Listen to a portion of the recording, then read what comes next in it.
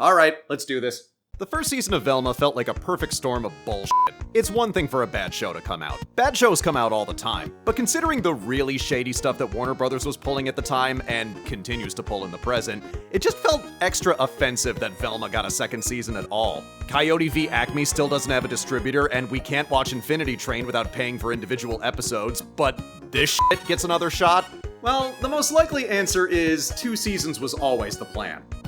Production blocks for animated shows work very differently than live-action shows. This stuff ain't cheap to make, and it takes a while to do. So what most studios do is they make a big block of episodes, then release them at their leisure. In the days where syndication was the name of the game, they just make the whole damn show. This is why the classics we grew up watching had massive first seasons and much shorter follow-up seasons. Things work kinda differently in the streaming era, but the theory is still the same. So if I had to guess, Velma had one production block that they just decided to split into 2 seasons. And the WB tried to pass it off as a success because, well, what else were they gonna do? That said, I highly doubt we'll be seeing any more after this. Season 1 had a release schedule of 2 episodes a week, while WB decided to just drop all of Season 2 in one go with barely any marketing behind it. And that's never a good sign. Harley Quinn gets the weekly rollout to generate hype, you guys don't. But who can blame them? Velma Season 1 wasn't just bad, it was the kind of bad that captured the imagination. Set minds ablaze in a way we rarely see in the modern era. It'd almost be captivating, if you could actually stomach sitting through it. The response to my first video was certainly something I didn't expect. Over a year later, it's still my most viewed video by a mile. It was single-handedly responsible for getting me monetized. The whole reason you know who I am is because of Velma. Don't think that doesn't keep me awake at night. I won't lie, after I made that video, I considered reviewing the rest of the season. I watched every single episode to see if there was something there worth talking about. I know, I'm part of the problem. But in the end, I decided not to. So why am I talking about this now? Well, like many of you, I was so caught up in the hate train for Velma Season 1 that I felt I couldn't articulate why I disliked the show so much beyond, not funny, I hate it! But after watching the entirety of Season 2, I've come to a conclusion. It is better... Hold on. That's not the same thing as good. Before I continue, let me get you caught up real quick on the story. Such as it is. In Season 1, somebody was stealing the brains of Velma's classmates in order to revive an old military experiment that was overseen by Dr. Edna Perdue, Norville's grandmother. And it turns out that the culprit was Victoria Jones, Fred's mom. She wanted to use Dr. Perdue's research to implant a new brain in Fred's body, so she could control the family fortune after Fred eventually inherited it. I tried to encourage you, Freddie, but in the end, I couldn't let your incompetence ruin my life's work. That's dumb. Like, even for Scooby-Doo, that's dumb. But just in the nick of time, Norville accidentally kills her and the day is saved. No time to rest though, because a new series of brutal murders are springing up around town, and all the victims have connections to the original military experiment and Dr. Perdue. So it's up to Velma and company to figure things out. God help us. The writing is the biggest proof that these 2 seasons were produced at the same time, because none of the problems have been fixed in the interim.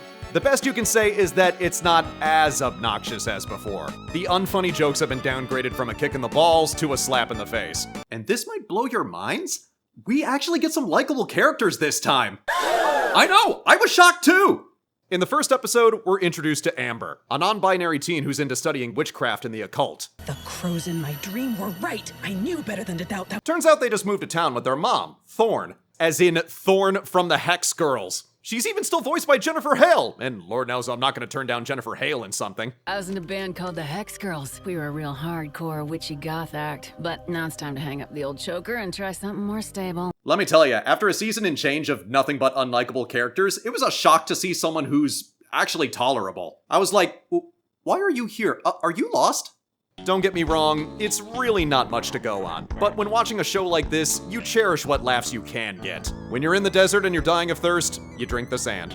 In fact, there's one running gag I'm kind of glad they leaned into. Remember I said in the first season they were stealing teenage girls' brains? Well, they eventually found them, but couldn't put them back in their bodies. So now 3 teenage girls are just living their lives as brains in jars. They aren't just sight gags either. They're full-on members of the supporting cast with their own plot lines and character arcs. Norville even starts dating one of them, and they get serious enough to discuss, getting intimate. You should hope I still want to jump your bones once you're damage-free. How do you jump someone's bones when you don't even have... Never mind. I can't exactly call it funny, but it's so friggin' weird and they commit to it so hard, I can't help but respect it a little. Just one thing. Have you thought about about how we hook up? I'm down for anything. I just don't want to get a concussion. Norville, when they said, get some brain, that's not what they meant. But those things aside, it's hard to enjoy any of it because the writing for Velma is all over the place. The show can't even seem to decide what genre it wants to be. The original Scooby-Doo is easy to nail down. A haunted house show for kids. Bam, got it. But Velma? Is it a murder mystery? A teen romance? A horror comedy? It tries to do all of these things at once and yet succeeds at none of them. My name is Velma Dinkley, and 3 weeks ago, I caught my first serial killer.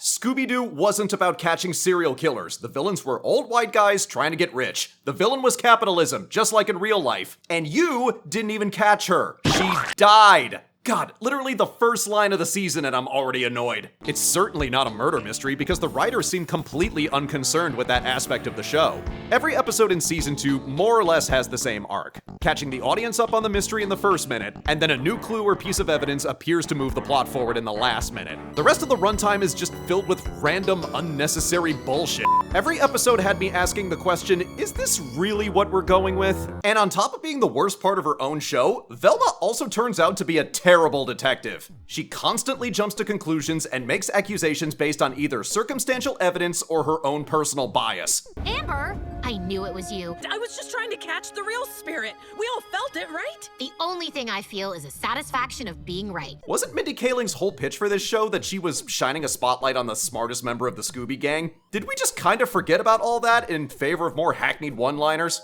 I'm just way more invested now that it's also about me. It's one thing for a script to be really dense with a lot of characters and plot lines, but in this case, it becomes frustrating because a large portion of them end up going nowhere. As much as I like them, Amber ends up having nothing to do with the murders. Neither does Thorne. In fact, Thorne kind of disappears after the first half of the season, so why have her in the show at all? That is a bad use of your Jennifer Hale. Shame on you!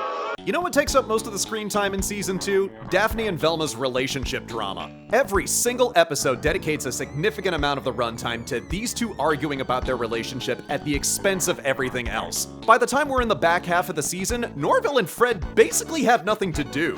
Daphne and Velma become an exhausting black hole of drama, sucking in anything that dares to cross the event horizon. And if you have two characters who are unlikable and obnoxious by design, why would I care whether they get together or not? What?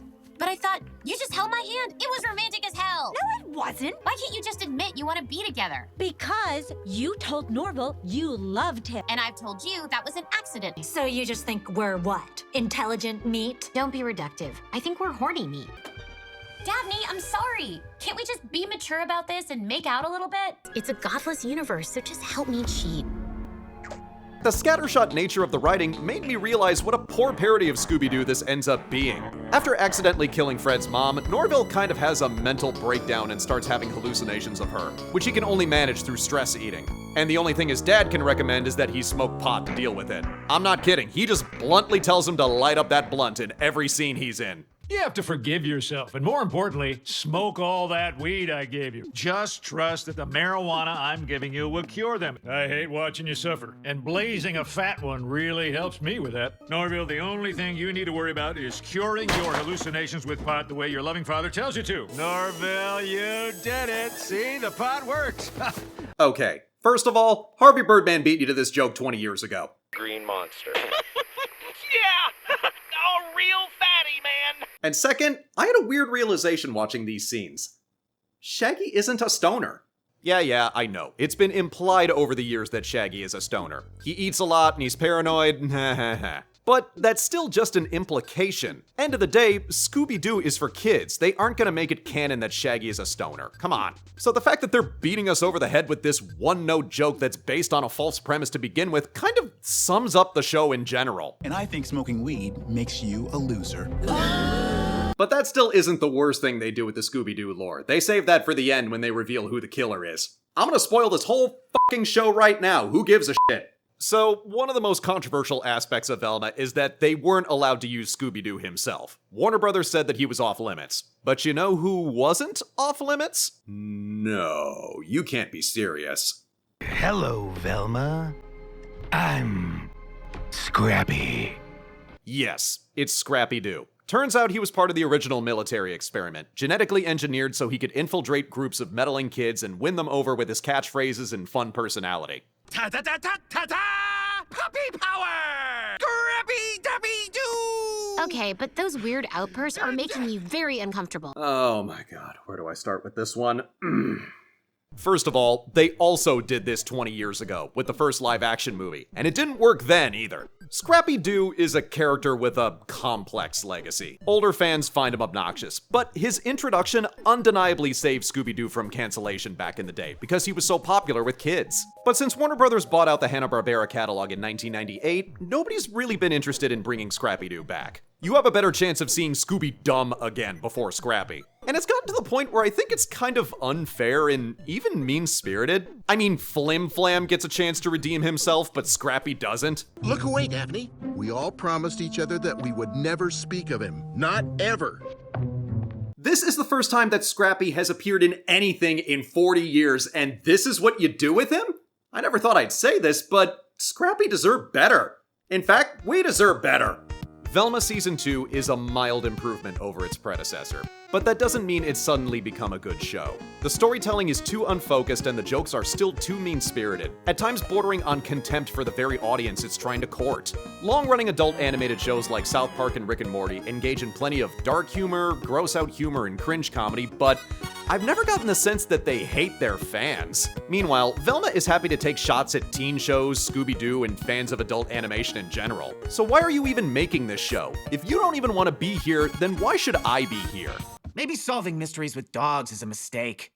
Well, I don't think we'll be here much longer. I highly doubt we'll be getting a third season, which is doubly ironic considering, spoiler, Velma dies at the end. I mean, I just kind of wanted her to go away as opposed to dying, but whatevs, I'll take it.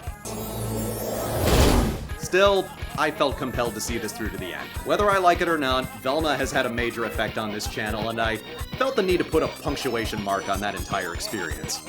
But I've already made peace with the fact that this isn't going to do nearly the same numbers as before, which is fine by me. There's enough negativity online as it is, I don't need to contribute to it. In fact, enough talking about things that I hate. I think it's time I talked about some things that I love. Thanks for watching. If you enjoyed this video, please leave a like or consider subscribing. And if I got something wrong and it's just keeping you awake at night, feel free to leave a comment. I also have a Patreon that helps support this channel. Just $1 gets you early access to more videos like this. And don't forget, this summer, I'll be streaming at least once every single week. So keep an eye out for further announcements. See you later, you meddling kids in the making.